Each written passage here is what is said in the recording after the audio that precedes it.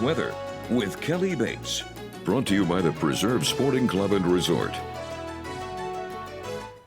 Hey, good evening, everyone, and welcome back. We do have some clouds out here in Providence, but I think what you'll notice more than anything is the fact that it feels really cold. And that's not even because of the air temperature. It's that added wind that's making it feel even cooler.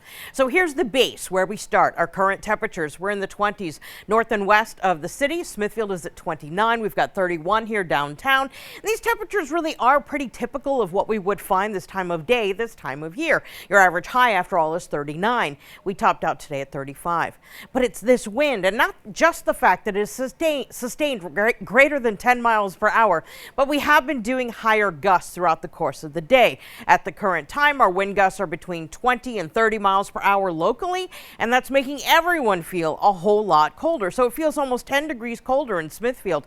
Your air temperature's at 29, you feel like 20. Feels like 22 here downtown, 21 for Westerly, 22 for Newport, and 23 is what we've got going in New Bedford. Now, the deal with this is that the wind chill factor is going to be like the main event for the next 4 or 5 days, because we're going to keep this wind in play for the duration of that time.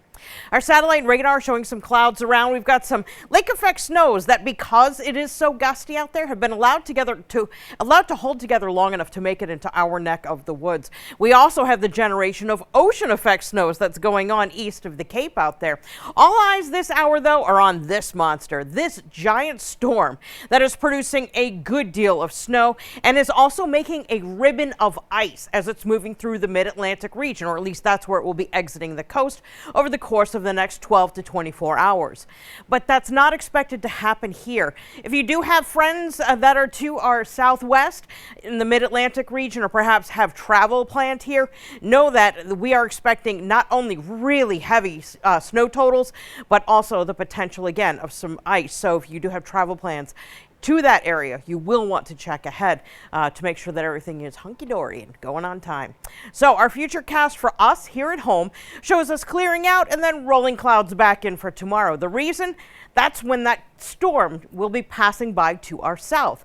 It's going to keep all the precipitation to the south, but we're here on the northern fringes of it, so we're just going to get a couple of clouds as the storm slides by. So tomorrow it's not going to be bright and sunny, therefore our high temperatures in the afternoon are likely only going to be in the upper 20s, and then as the storm exits, it takes its clouds with it.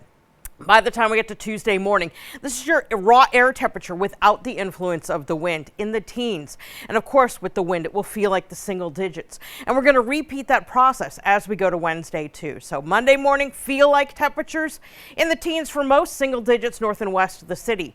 Feel like temperatures to start on Tuesday, down to 4 in Providence and North Kingstown, 2 along the south coast from Newport to Westerly. Starting the day feeling like 1. And then as we go to Wednesday, we're looking at temperatures that are going to do pretty much the same thing Thursday as well. So it's part of a trend that's coming our way. So for tonight, clear and chilly. As we look to tomorrow, we're looking at temperatures that are going to top out likely on the borderline of 30 degrees. We will trend colder, though, as we head through the remainder of the week. Ian?